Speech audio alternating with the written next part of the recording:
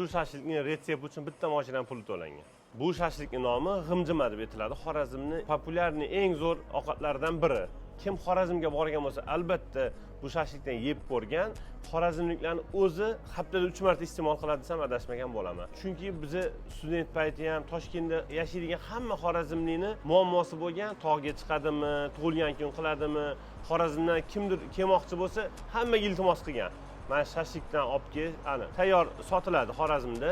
Shundan 1 kilo olib kel, 2 kilo olib kel deb olib hamma o'zi uyda pishirib yeydi bu shashlikni.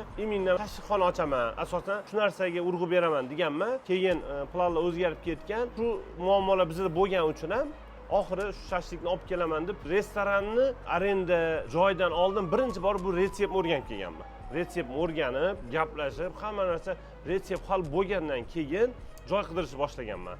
Kafe ochaman, shashlikxona ochaman deb. Shu hozir Xanati ochilishiga birinchi turtki mana shashlik bo'lgan.